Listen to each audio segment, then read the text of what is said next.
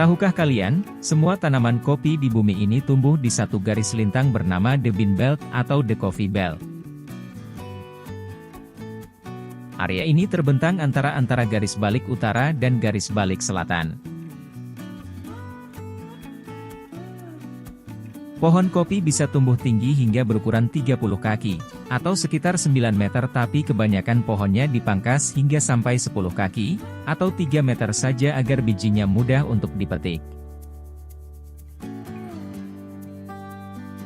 70% peminum kopi di seluruh dunia mengonsumsi jenis Arabica yang memiliki rasa lebih lembut dan aromatik.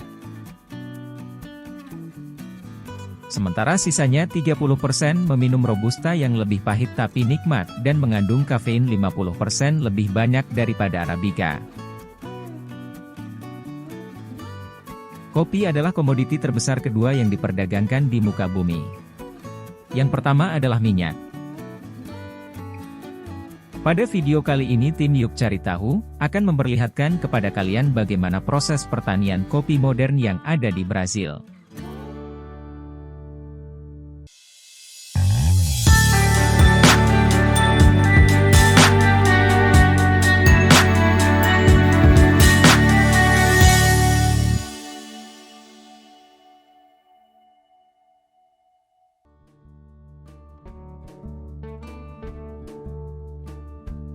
Brazil merupakan negara urutan nomor 1 sebagai penghasil kopi. Di Brazil terdapat 8 miliar pohon kopi, dan 8 petani yang bertanggung jawab untuk memberikan kontribusinya atas 33% dari pasokan kopi yang ada di dunia. Prestasi negara Brazil untuk menjadi negara penghasil kopi terbesar tentu tidak lepas dari banyaknya penduduk Brazil yang terjun menjadi petani kopi. Sehingga pertanian kopi Brazil terdiri dari petani kopi tradisional dan juga petani kopi modern. Langkah pertama yang harus diperhatikan dalam menanam kopi, ialah menemukan ladang yang tepat. Setelah menemukan ladang yang akan diubah menjadi perkebunan kopi, langkah selanjutnya yang harus petani lakukan adalah membajak ladang kopi dan meratakan tanah serta menata media tanam. Kegiatan tersebut selain bertujuan untuk menggemburkan tanah, pengukuran jarak media tanam dan jarak tanam juga bertujuan untuk mempermudah traktor-traktor bekerja untuk melewati ladang kopi, pada proses perawatan dan juga pemanenan. Sementara itu, pada divisi pembibitan benih pohon kopi, mereka telah melakukan berbagai tahapan pemilihan untuk menghasilkan bibit kopi terbaik. Bibit kopi ini telah memenuhi kriteria yang diantaranya diambil dari indukan kopi yang sehat, terbebas dari hama penyakit, dan juga memiliki ciri batang pendek, membentuk tajuk yang bagus, serta berbuah lebat. Kemudian petani menanam biji kopi pilihan pada media tanam. Setelah bibit kopi sudah berusia 10 hingga 12 minggu maka bibit kopi sudah siap dipindahkan ke polybag. Setelah ladang selesai dibajak dan bibit sudah berumur 4 hingga 5 bulan, penanaman bibit kopi siap dilakukan. Petani akan menurunkan traktor penanam bibit kopi yang dibantu oleh 3 orang pekerja di bagian belakang. Traktor ini akan membuat lubang dengan kedalaman 15 cm dan menjatuhkan bibit pohon kopi ke dalamnya. Jarak tanaman kopi ini diatur oleh sistem, sekitar setengah meter.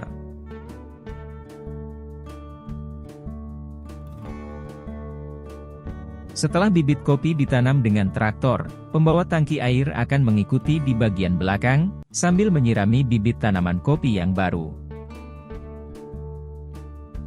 Selama masa pertumbuhan bibit kopi ini, petani akan membersihkan hama yang ada di sekitar tanaman kopi dengan traktor mowing, dan juga traktor pengeruk untuk membalik struktur tanah di sekitar pangkal tanaman. Kemudian pemupukan tanaman kopi akan dilakukan secara rutin dengan menggunakan pupuk kompos atau pupuk kendang, untuk keberlanjutan kesuburan tanah. Akan tetapi selain pupuk kendang, tanaman ini juga mendapatkan pemupukan kimia yang akan dilakukan 3 kali dalam setahun. Selain itu, petani di Brasil juga mengaplikasikan batu kapur industri selama masa pertumbuhan tanaman kopi. Dengan pemberian takaran yang tepat sesuai dengan kondisi tanah, terbukti dapat meningkatkan hasil kopi dan juga meningkatkan keuntungan ekonomi, hingga lebih dari 40%. Kemudian perawatan yang tidak kalah penting adalah pengendalian hama tanaman kopi. Hama yang sering menyerang tanaman kopi adalah kutu hijau dan karat daun. Pengendalian hama yang biasa dilakukan petani, ialah dengan menurunkan traktor penyemprot untuk mengendalikan hama dengan insektisida maupun fungisida sesuai jenis hama yang menyerang.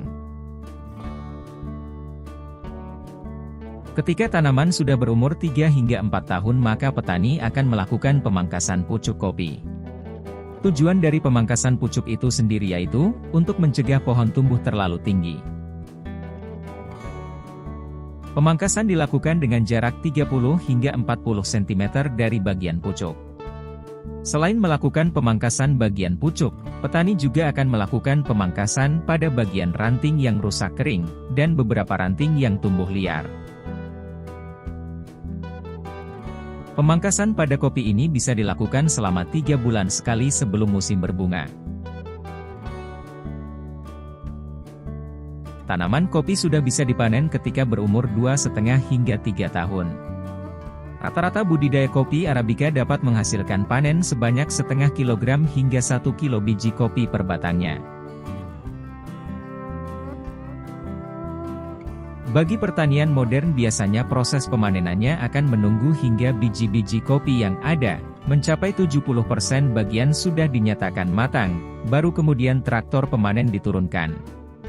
Karena kekuatan dari traktor pemanen tersebut, juga tidak jarang beberapa biji kopi yang masih berusia muda, akan ikut masuk tercampur dengan biji kopi yang sudah berusia tua.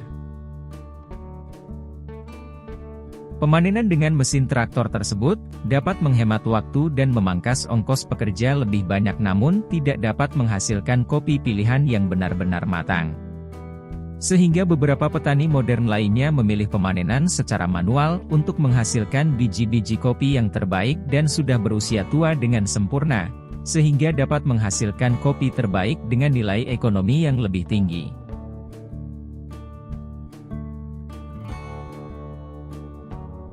Pemanenan biji kopi secara tradisional dapat dilakukan sebanyak 3 kali dalam 1 bulan, dengan rotasi 12 hari sekali. Ciri-ciri dari buah kopi yang sudah bisa dipanen yaitu buahnya sudah matang dan berubah warna menjadi merah tua. Buah-buah kopi yang terkumpul ini masih memerlukan waktu dan proses yang panjang, sebelum akhirnya dapat dinikmati. Beberapa proses yang harus dilalui setelah proses pemanenan adalah penjemuran dan penyangraian.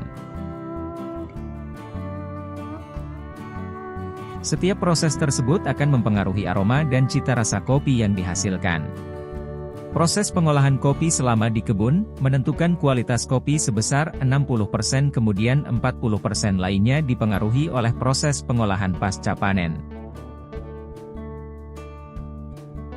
Salah satu proses pengolahan yang cukup penting adalah memisahkan biji kopi dari dagingnya. Metode yang digunakan untuk memisahkan biji kopi pun banyak variasinya, ada 5 metode pemisahan biji tapi dari daging buah kopi, namun pada video ini kita akan membahas secara singkat yaitu natural process. Natural process merupakan metode pemisahan biji kopi yang paling tua. Sesuai dengan namanya, proses ini tidak melibatkan mesin dan air. Buah kopi yang sudah melewati proses penyortiran sesuai kualitasnya akan melalui proses pengeringan atau penjemuran di bawah matahari langsung. Beberapa petani kopi terkadang menjemurnya pada permukaan berpori seperti anyaman bambu atau semacamnya, sehingga memberikan aliran udara yang mengalir di bawahnya. Buah kopi yang dijemur ini tidak dikupas terlebih dahulu melainkan dijemur bersama kulit dan daging buahnya. Selama proses tersebut berlangsung, buah kopi harus dibolak-balik secara berkala untuk mendapatkan hasil pengeringan yang merata dan menghindari pembusukan. Sesuai dengan namanya, proses ini membuat buah kopi mengalami fermentasi secara alami dan terkelupas dengan sendirinya. Dengan metode natural proses akan menghasilkan variasi rasa buah-buahan, bukan hanya cita rasa pahit atau asam. Setelah proses tersebut selesai, biji-biji kopi tersebut akan dimasukkan ke dalam karung goni, di mana karung goni ini akan dikumpulkan oleh pengepul yang selanjutnya masuk ke proses ekspor ke berbagai pabrik pengolahan kopi dan kafe di seluruh dunia.